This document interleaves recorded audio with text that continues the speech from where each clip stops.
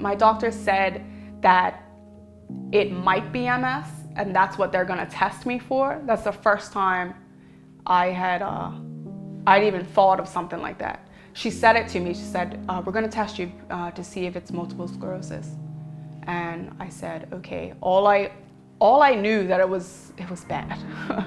My understanding of MS was something that's something that just affects your body. I kind of thought it had something to do with your bones or your muscles, and it made you go cripple. That's all I knew. In my ignorance, I had no idea what it really entailed. And obviously, as soon as she uttered the words multiple sclerosis to me, that is when my research then began of all the things that it could entail and does entail. Multiple sclerosis is when you have kind of like invaders, so to speak, attacking the myelin, which is the casing around your nerve endings in your brain and in your spinal cord.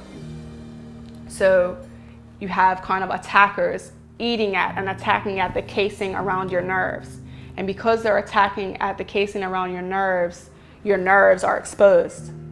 So if your nerves are exposed, the messages from your brain to the rest of your body of what to do is like kind of struggles a bit, you know, like it's not as clear as it once was because the casing is no longer there, the nerves are no longer protected. So that's why I was having trouble, you know, with walking, and why I had a limp, because the messages weren't being transferred properly.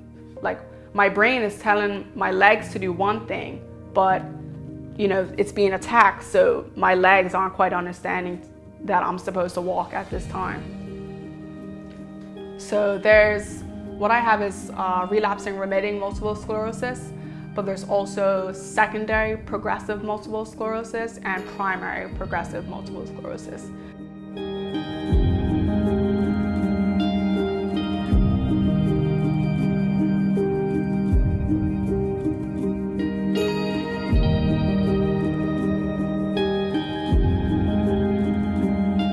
Relapsing remitting is kind of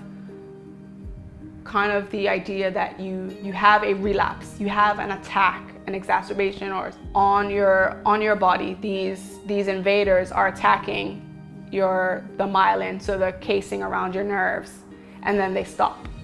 Initially, you know, when I thought like, oh, this is fine, I can go on with this, I just have a little bit of a limp for now, and it'll get better once I'm back in remission, right? After what everyone's told me.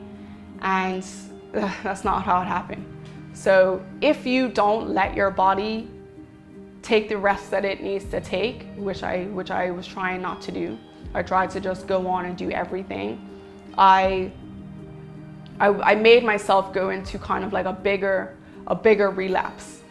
2 months, 3 months, maybe even 4 months. I felt like somebody was squeezing me all day, every day.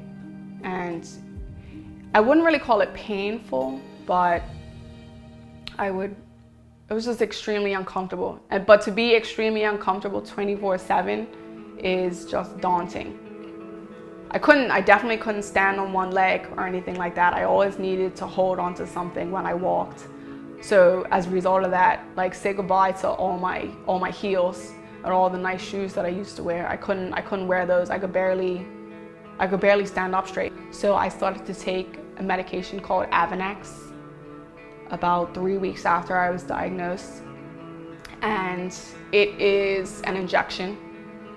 All the MS options that they gave me 3 different options, and they said, okay, research these and you can pick one, whichever is best for you.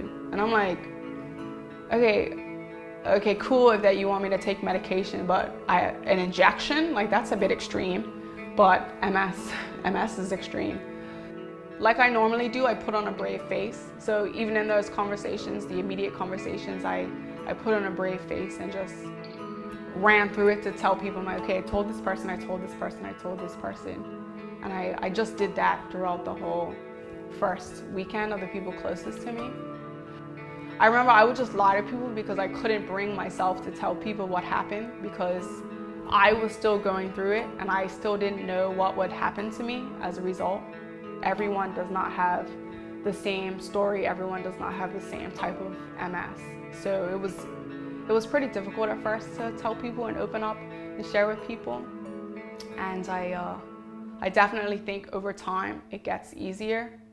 And that's why I'm able to, you know, do this project now, because I thought of this project probably 3 months into me being diagnosed, 4 months into me being diagnosed, that I wanted to do something to share, you know, MS and what it is and how it affects me. But I didn't really have the strength at that time to talk about it. For anyone else diagnosed with MS, I would first say,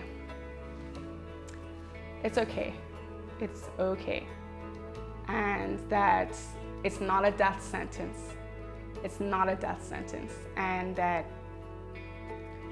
you have a lot of emotions that will probably hit you initially. Fear and just anxiety and sadness and all these other types of feelings that are happening to you, along with the physical effects of what may be happening to you at the time. But there is proof, and living proof, not just myself, but a ton of other people before me who have had a diagnosis of MS and still found a way to come out of it, you know, and still live a positive life and still thrive as a result. So I'm here, there are plenty of us here who can help you along with it, so it's okay.